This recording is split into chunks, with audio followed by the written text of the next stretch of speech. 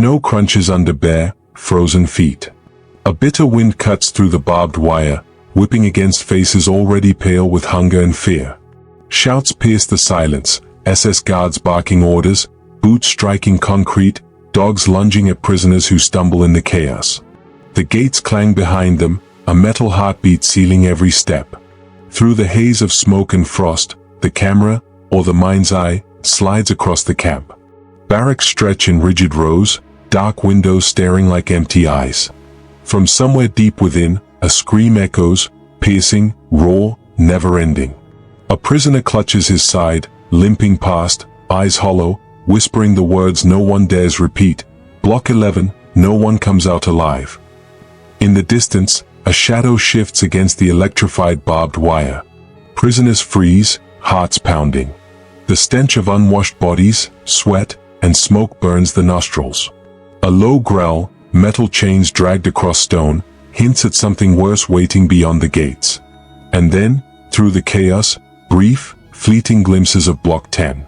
The windows glow dimly, not with warmth, but with the reflection of flames, the soft whimpers of those experimented upon.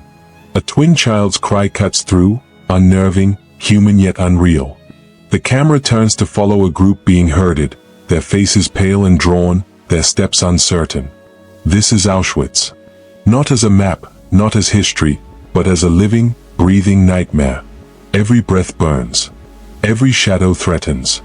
And in the very heart of the camp, Block 11 waits, patient, merciless, ready to swallow another human life. A whisper in the cold air lingers, they will disappear. Forever. The gates slam shut behind them. Prisoners shuffle forward, eyes scanning, hearts hammering. The camp stretches like a living organism, breathing fear. Barracks rise in rows, brick and wood, their windows dark but hinting at untold suffering inside. The stench of smoke from distant crematoria mixes with the tang of frostbite and unwashed bodies. The narrator's voice guides, but does not explain, only moves with them. Through the mist, Block 10 looms first. Shadows move behind small, barred windows. Whimpers, muted cries, and the occasional metallic clang echo faintly. Something unnatural waits inside. Then, a quick turn. Block 11, the death block, surrounded by electrified wire and steel towers. Prisoners flinch at the sight of the black walls, each one a promise of pain. Footsteps echo, guards patrolling, dogs straining at leashes. Silence is rare, terror fills the air like smoke. They pass Block 12, a quarantine zone. Prisoners huddle in overcrowded cells, shivering, lice crawling on skin, eyes wide with fear. The sick and weak are marked with invisible judgment. Some whisper quietly, hoping the SS does not hear, hoping for mercy that will never come. Then Block 24 appears, a surreal contrast. Faint music drifts from inside, a library, a hall for orchestra, a brothel for those lucky enough. Relief is temporary, poisoned, twisted. Everything in this camp serves cruelty. Every step tells a story. Every glance reveals hierarchy and horror. The camp is a moving machine, designed to break bodies and spirits alike. And at its center, Block 11 waits. Patient. Merciless. The next choice a prisoner makes, any move, any breath, could be their last. A whisper drifts over the snow, some things you cannot survive, not even alive. The prisoners are herded into Block 10. The air is thick with antiseptic and fear, metallic on the tongue. Women clutch one another, trembling, as doors slam behind them. The walls echo with cries, some muffled, others sharp and raw, cutting through the cold silence.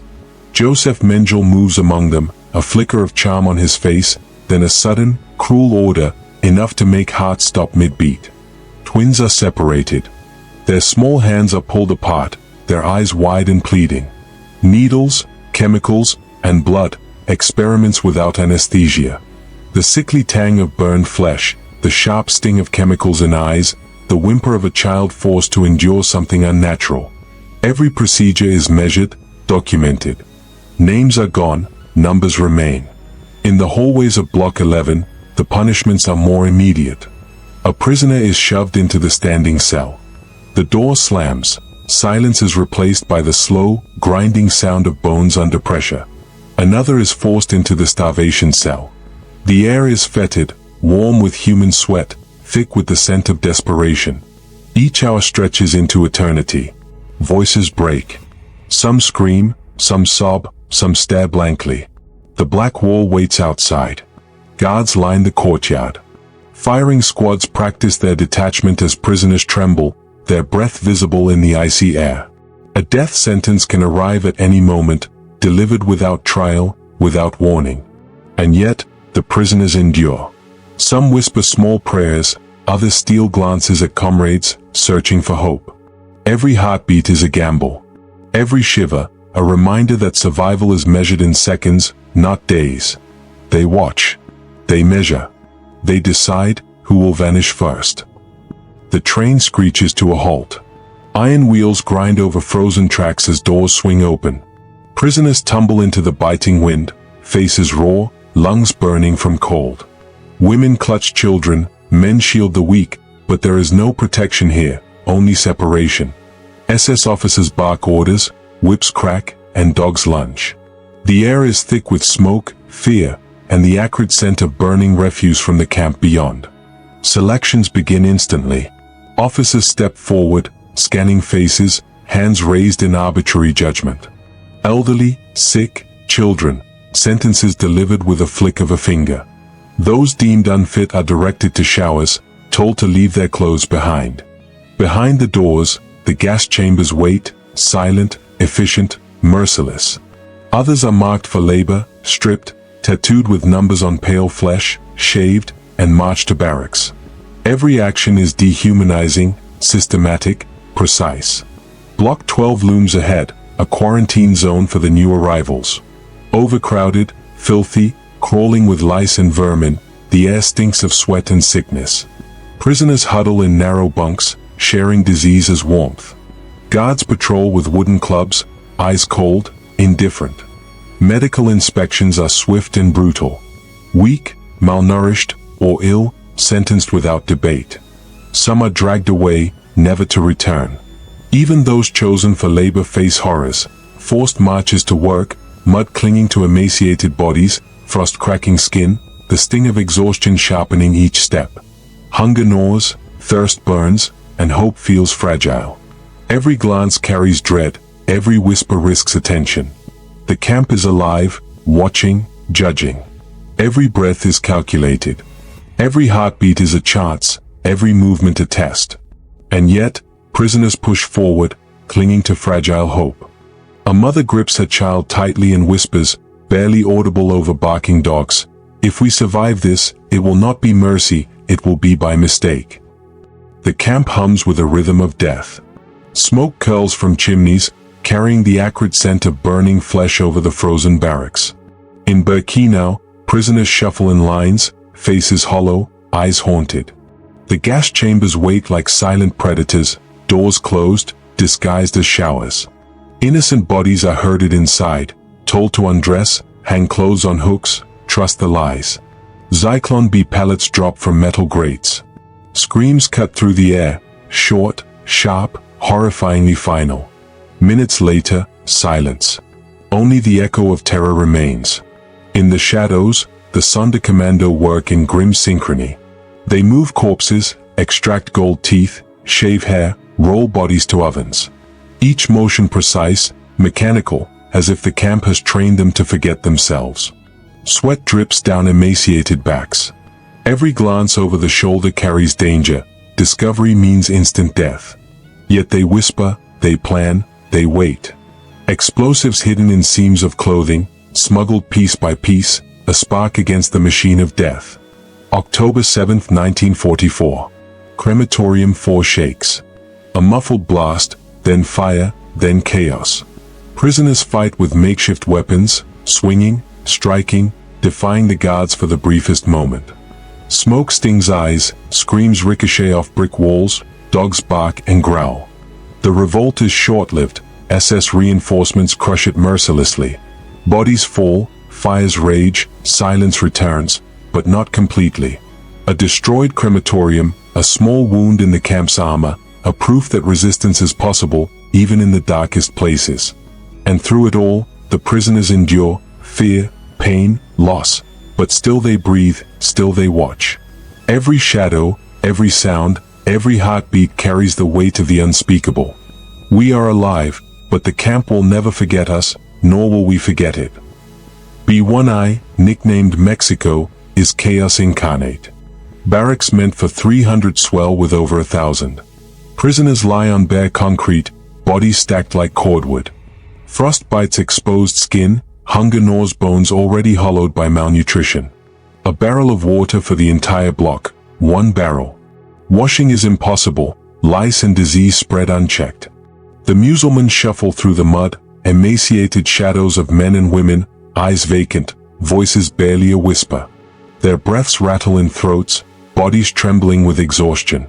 Some collapse mid-step, others cling desperately to each other, not for warmth, but for the fragile illusion of life.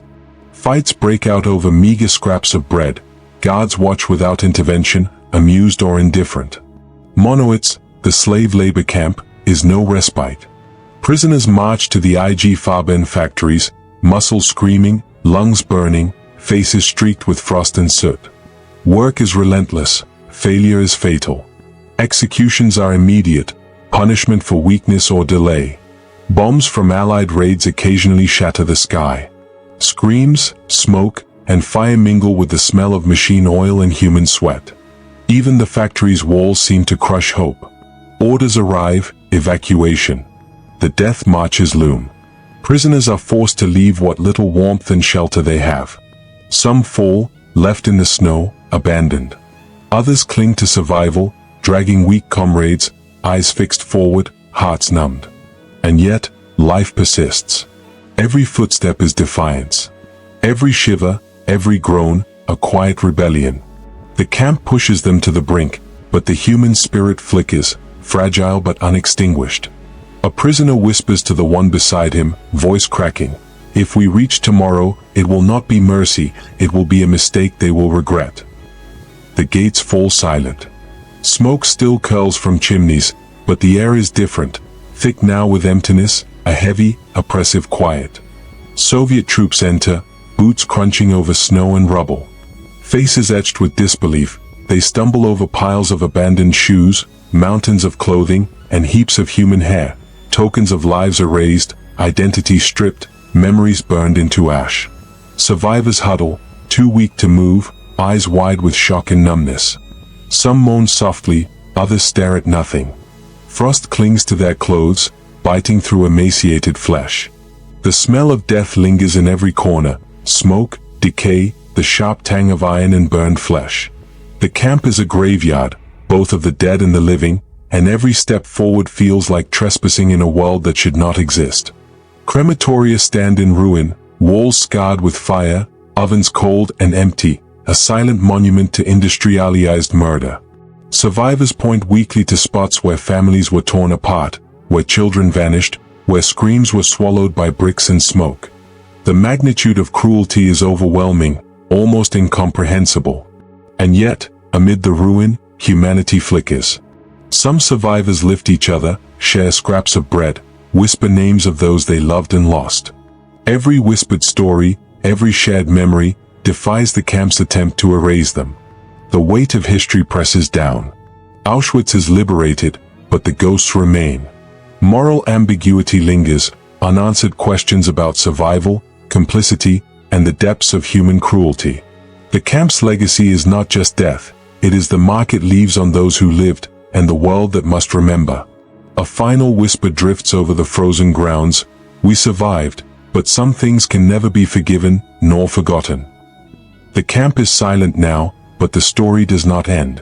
Smoke curls faintly from distant ruins, whispers of events long buried, secrets the SS hoped would vanish with the dead.